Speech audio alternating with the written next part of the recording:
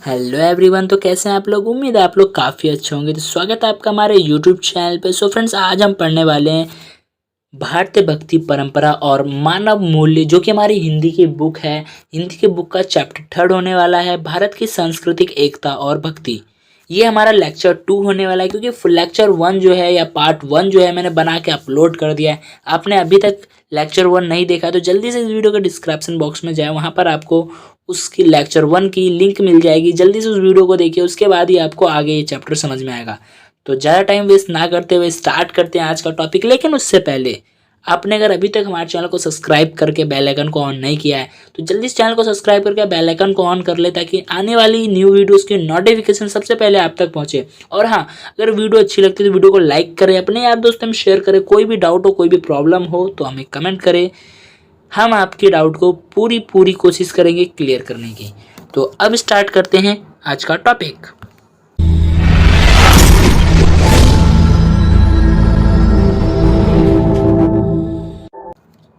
So friends, आज जो हम पढ़ने वाले हैं, आज हमने इससे पहले की जितनी भी वीडियोस हैं, यानी जितने भी टॉपिक्स है वो पढ़ लिए हैं। ये वाला हिस्सा जो हमने पढ़ लिया है, और अगर आपने नहीं देखा है तो लेक्चर 1 में जाए और उसको देख ले। और ये जो है हमारा लेक्चर 2 है, लेक्चर 2 है, ठीक है। तो अब हम स्टार्ट करते हैं आज की वीडियो। देखो, भारतीय भक्ति काल का उदय। भारतीय भक्ति काल का उदय, भक्ति आंदोलन का स्वरूप एवं विशेषता है, ठीक है। देखो, भारतीय भक्ति काल का उदय कैसे हुआ वो देखेंगे, वो पढ़ने वाले हैं। और इसका स्वरूप और इसकी विशेषताएं क्या थी वो पढ़ने वाले हैं, ठीक है। लगभग 6ठी शताब्दी में भक्ति आंदोलन का प्रारंभ विष्णु भक्त अलवारो और शिव भक्त नयनारो के नेतृत्व में हुआ। यह लोग तमिल भाषा में अपने इष्ट की स्तुति में भजन गाते हुए एक स्थान से दूसरे स्थान पर भ्रमण करते थे। क्या करते थे? एक स्थान से दूसरे स्थान पर घूमते रहते थे, घुमंतू थे, ठीक है। अपनी इन्हीं यात्राओं के दौरान अलवार और नयनार संतों ने अपने इष्ट के निवास स्थल के रूप में कुछ पवित्र स्थानों की घोषणा की। कालांतर में इन्हीं स्थानों पर विशाल मंदिर का निर्माण हुआ और वे इन समुदाय के तीर्थ स्थल बने हैं। देखो, बहुत ही सिंपल लैंग्वेज में, इसको ज़्यादा एक्सप्लेन करने की जरूरत नहीं, क्योंकि पहले की जो लेक्चर 1 है वो इसी एक्सप्लेन करने के चक्कर में ना बहुत ज़्यादा लंबी हो चुकी है, ठीक है। संत कवियों के भजनों को मंदिर में आराधना के समय गाया जाता था। 10वीं शताब्दी तक आते आते इन अलवार संतों की रचनाओं का एक संकलन नल ईरा द्वीप प्रबंधम नामक नाम से किया गया, जिसमें 12 अलवार संतों की लगभग 4000 रचनाओं का संकलन किया गया, जिसे जनमानस में एक पवित्र ग्रंथ का दर्जा प्राप्त हुआ, ठीक है। क्लियर है इतना? उसके बाद अब बढ़ते हैं आगे। भक्ति काल के उद्भव को लेकर आचार्य रामचंद्र शुक्ल तथा हजारी प्रसाद द्विवेदी की व्याख्या को महत्वपूर्ण माना जाता है। क्यों महत्वपूर्ण माना जाता है वो देख लेते हैं। आचार्य रामचंद्र शुक्ल भक्ति काल को बाहरी आक्रमण की प्रक्रिया मानते हैं। जो आचार्य रामचंद्र शुक्ल जी हैं वो क्या कहते हैं? भक्ति आंदोलन को या भक्ति काल को बाहरी आक्रमण के रूप में मानते हैं, ठीक है। उसी में हजारी प्रसाद द्विवेदी इसे भारतीय परंपरा का अपना स्वयं विकास मानते हैं। क्या मानते हैं? विकास मानते हैं कि हमारा विकास हो रहा है, ठीक है। अब बढ़ते हैं आगे। विकास मानते हैं। दोनों विद्वानों की व्याख्या में एक तरफ विदेशी प्रभाव तो दूसरी तरफ लोक पक्ष को महत्व देने की दृष्टि स्पष्ट दिखाई देती है, ठीक है। देखो, हमारे रामचंद्र शुक्ल जी ने क्या कहा? ये आक्रमण है। और हमारे जो हजारी प्रसाद द्विवेदी जी है, इन्होंने क्या कहा? इन्होंने कहा ये एक विकास है, ठीक है। तो एक लोक पक्ष को महत्व देता है और दूसरा विदेशी प्रभाव को, ठीक है। भक्ति की शुरुआत द्रविड़ प्रदेश से हुई और उसे उत्तर भारत में लाने का श्रेय रामानंद को दिया जाता है। द्रविड़ प्रदेश यानी कि दक्षिण के साइड के देश, ठीक है। और उत्तर भारत में इसको लाने का श्रेय किसको दिया जाता है? रामानंद को दिया जाता है। दक्षिण भारत में भक्ति परंपरा का जो प्रभाव हुआ, उत्तर भारत की राजनीतिक परिस्थितियों ने उस आंदोलन के प्रचार प्रसार में महत्वपूर्ण योगदान दिया। भक्ति आंदोलन के पृष्ठभूमि में 11वीं से 16वीं शताब्दी के बीच विभिन्न आचार्यों ने भी अपने वादों का परिवर्तन करके योगदान दिया। यानी जो लोगों ने अपने वादे दिए थे कुछ कि मैं हम ये काम नहीं करेंगे, लेकिन उन्होंने भी क्या किया, इस जब ये चीज़ आए तो इसमें अपना उन्होंने योगदान दिया। इस आंदोलन के पृष्ठभूमि में 11वीं से 16वीं शताब्दी के बीच में आचार्यों ने क्या किया, अपने वादों का परिवर्तन किया। जो लोग अपने वादों में जगे हुए थे कि नहीं हम यही धर्म मानेंगे, उन्होंने भी क्या किया, इसमें परिवर्तन किया। इन आचार्यों में कुछ प्रमुख रामानुजाचार्य, जिन्होंने विशिष्ट अद्वैतवाद को दिया था। हमने इससे पहले की वीडियो चैप्टर 2 में बहुत ही अच्छे से पढ़ लिया। आपने नहीं देखा है तो जल्दी इस वीडियो के डिस्क्रिप्शन बॉक्स में आपको चैप्टर 2 की भी लिंक मिल जाएगी, तो चैप्टर 2 भी देखिए, उसकी भी 2 लेक्चर्स हैं। माधवाचार्य, जिन्होंने द्वैतवाद का सिद्धांत दिया। विष्णु स्वामी निम्बकाचार्य, स्वामी हरिदास, चैतन्य महाप्रभु, स्वामी हरिदास, विष्णु स्वामी रामानंद, शंकराचार्य, स्वामी हित हरिवंश, राधा वल्लभ संप्रदाय। ठीक है, ये लोगों ने अपने जो थे बात रखी थी, अपने पक्ष इन्होंने अपने वादों का परिवर्तन किया। ठीक है, आचार्य रामचंद्र शुक्ल ने भक्ति काल का वर्गीकरण 2 धारा में किया, निर्गुण और सगुण। सगुण धारा, सगुण भक्ति परंपरा ईश्वर के सगुण साकार रूप अवतारों और लीलाओं को केंद्र में रखकर भक्ति भाव विकसित करते हैं। सगुण भक्ति धारा के अंतर्गत राम काव्य धारा एवं कृष्ण काव्य धारा में विभक्त है। यानी कि देखो मैं आपको बता दूं, सगुण भक्ति उसे कहते हैं जिसमें कि हम उनको मानते हैं, भगवान की लीलाएं रखते हैं, यानी उनको स्पष्ट में, जैसे कि आज के टाइम पे अगर हम देखें तो हिंदू लोग जो मूर्ति पूजा करते हैं उनकी आकार को मानकर जो करते हैं वो क्या, उनकी सगुण भक्ति है। और निर्गुण कौन है, अगर जो मोमडन्स यानी जो मुसलमान लोग हैं वो लोग जो करते हैं वो निरगुण भक्ति है। ठीक है, इतना ही जान लो, बस इतना ही है, इसमें और कुछ नहीं। ठीक है, निर्गुण भक्ति परंपरा देख लो, यहाँ पे वही आ गया। निर्गुण भक्ति परंपरा उस परम सत्य का निर्गुण निराकार यानी जिसका कोई आकार ना हो, आधिकारिक रूप में ध्यान करती है। निर्गुण कव्य धारा पुनः 2 अन्य भागों संत कवि धारा एवं सूफी कवि धारा में विभक्त है। सूफी कवियों ने इस्लाम के कट्टर स्वरूप और ब्रह्मचारियों के विरोध में प्रेम मार्ग को ईश्वर प्राप्ति के लिए आवश्यक बताया। 11वीं शताब्दी तक सूफीवाद एक पूर्ण विकसित आंदोलन बन गया, जिससे आगे चलकर इस्लामी दुनिया में सिलसिले का गठन होने लगा। सिलसिले का शाब्दिक अर्थ होता है जंजीर, जो शेख और मुरीद के बीच का रिश्ता होता है। शेख कौन होते हैं और मुरीद कौन होते हैं? शेख होते हैं गुरु, मुरीद होते हैं शिष्य। ठीक है, भक्ति आंदोलन का स्वरूप अखिल भारतीय है। देश और काल की दृष्टि से यह सांस्कृतिक आंदोलन अपनी तरह का अनूठा और अद्वितीय आंदोलन है। अद्वितीय यानी अविस्मरणीय आंदोलन है। भारत के विभिन्न हिस्सों सिंध, कश्मीर, पंजाब, गुजरात, बंगाल, असम, महाराष्ट्र, आंध्र प्रदेश, तमिलनाडु आदि प्रदेश में भक्ति आंदोलन की धारा बहुत सशक्त रूप में प्रभावमान होती है। भक्त कवियों ने इन विभिन्न प्रदेशों को राष्ट्रीय एकता के सूत्र में बांधा। भारत की जनता को सांस्कृतिक एकता के सूत्र में बांधने निबंध करने का कार्य भक्ति ने किया। यानी एक साथ बांधने का कार्य किसने किया? भक्ति ने किया। ठीक है, भक्ति आंदोलन की सांस्कृतिक एकता और फैलाव बहुत विस्तृत और गहरा था। यह केवल जनता तक ही सीमित नहीं था, बल्कि समाज के सभी वर्गों, पेशावरों, कामगारों, किसानों और ठीक है, देखो जो भक्ति आंदोलन था ये सांस्कृतिक एकता और फैलाव बहुत विस्तृत यानी बहुत बड़े स्तर पर था और गहरा था। यह जनता तक ही सीमित नहीं था। ये क्या था? ये पूरे समाज में जैसे वर्ग, पेशावर, कलाकार, किसानों मजदूरों को भी अपने भीतर समा चुका था। कौन? भक्ति आंदोलन। ठीक है, अब हम पढ़ते हैं अपना नेक्स्ट टॉपिक जो कि है साहित्य, भारतीय सांस्कृतिक एकता और भक्ति मूल्य। ठीक है, इसका फर्स्ट पॉइंट है, इस दृष्टि से उभरने वाले संत कवियों में कबीर अप्रतिम स्थान रखते हैं। कबीर की रचनाएं अनेक भाषाओं और बोलियों में मिलती हैं। जाति से जुलाहा कबीर निर्गुण संत कवियों में प्रमुख हैं।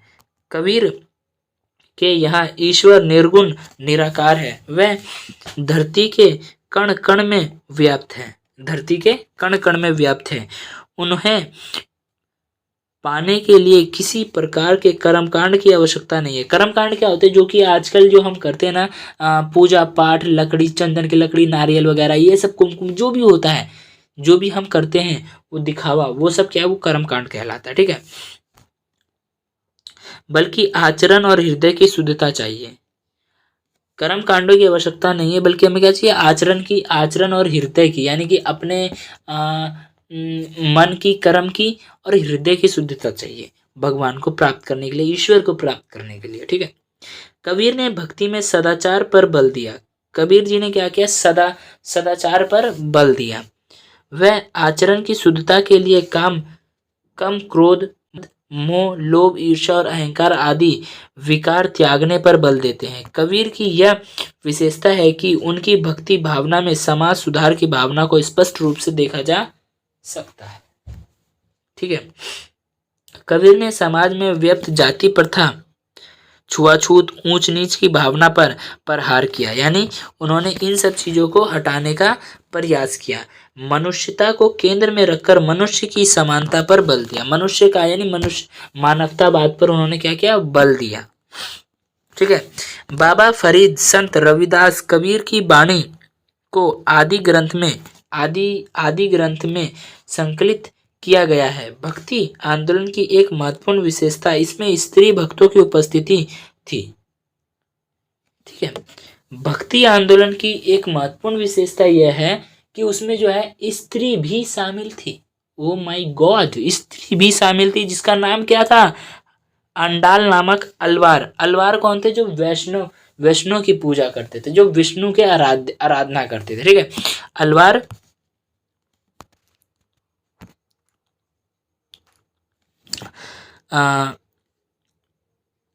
भक्तों का उपस्थित था। अंडाल नामक अलवार धारा का स्त्री भक्त थी। अलवार नामक एक, मतलब कि अंडाल नामक एक स्त्री भक्ति जो कि वैष्णव संप्रदाय से थी, जो वैष्णववाद को मानती थी। ठीक है। जो विष्णु की आराधना करती थी।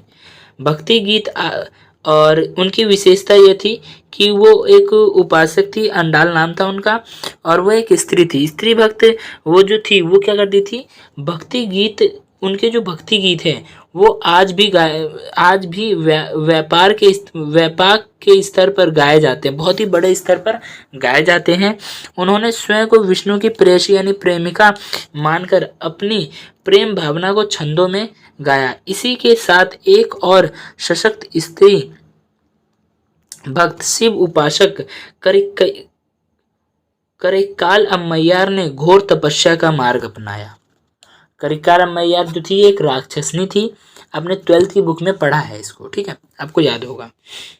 सामाजिक जड़ता को तोड़ते हुए भक्ति का प्रतिरोधी स्वरूप एवं चेतना। भक्ति आंदोलन में सामाजिक जनता को तोड़ते हुए प्रतिरोधी स्वरूप और सामाजिक चेतना का स्वर अपनाया। तत्कालीन समाज में फैली कुरीतियों, धर्म के नाम प्रचलित अंधविश्वास, पाखंडों, मिथ्याचार, कर्मकांड का भी खुलकर विरोध किया। ठीक है। जाति व्यवस्था से सशस्त्र। आप लोग सोच रहे हो कि मैं समझा क्यों नहीं, बस पढ़ाते जा रहा हूँ। फ्रेंड्स, ये जो है मैंने नोट्स खुद ही लिखे और मैंने पूरी कोशिश की कि सिंपल लैंग्वेज लिखूँ, और जहाँ मुझे लगता है कि समझाना चाहिए मैं वहाँ पूरी कोशिश कर रहा हूँ समझाने की। ठीक है। जाति व्यवस्था से सशस्त्र समाज को मानवता और समानता की रोशनी दिखाने के महत्वपूर्ण भूमिका भक्ति आंदोलन ने निभाई। देखो यहाँ पे क्या है, ये समझाने की बात है। यहाँ जो जाति व्यवस्था से सशस्त्र समाज यानी पूरा समाज जो था, उसको समाज को मानवता और समानता की रोशनी यानी सभी मानवतावाद और सभी समान है उसकी रोशनी दिखाने के लिए सबसे महत्वपूर्ण स्थान किसने या सबसे महत्वपूर्ण भूमिका किसने निभाई? भक्ति आंदोलन ने। ठीक है। सदाचार, परोपकार, सत्य, अहिंसा, सत्यागति, दया, प्रेम और हृदय एवं आचरण की शुद्धता पर बल देते हुए शाश्वत जीवन मूल्यों को भक्ति धारा साहित्य ने स्थापित किया। क्या किया? स्थापित किया। दिशाहीन समाज को रास्ता दिखाते हुए आत्म अनुभूतियों को यह महत्व दिया गया कि आंदोलन का उदय निश्चित रूप से अपने समय के गहरे तनाव और संघर्ष का परिणाम है। निर्गुण भक्ति परंपरा में वर्चस्व के खिलाफ प्रतिरोध की चेतना, यानी कि प्रतिरोध कर उसका निर्गुण भक्ति जो थी उसके वर्चस्व के खिलाफ प्रतिरोध करने की, यानी कि उसका विरोध करने के लिए लोग सामने आए, विशेष रूप से दिखाई देती है। सांस्कृतिक चेतना के आगे बढ़ते हैं हम। क्या है?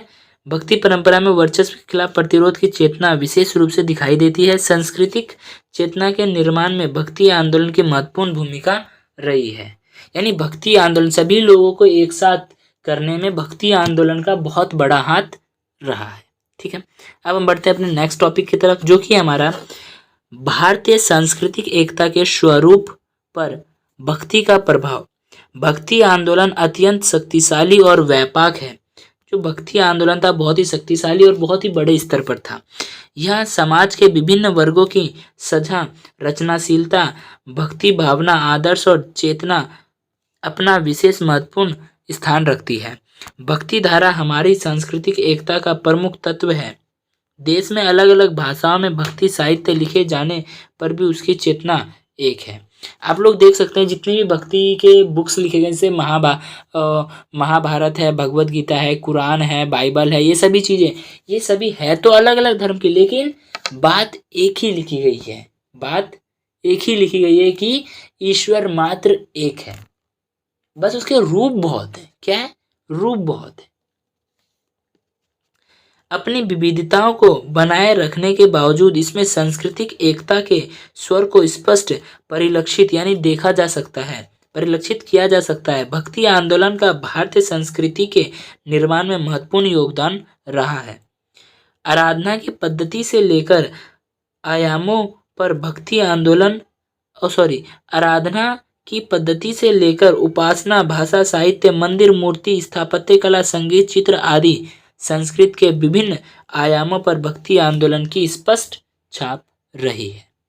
ठीक है, इतना क्लियर समझ में आ गया? मुझे उम्मीद है आप लोगों को पूरा समझ में आया होगा। तो फ्रेंड्स, आज का जो वीडियो है, आज का जो चैप्टर है, यहीं पर समाप्त होता है। एंड जो भी मेन टॉपिक्स थे, ये सारे मेन टॉपिक्स मैंने नोट्स निकाले हैं खुद पढ़कर।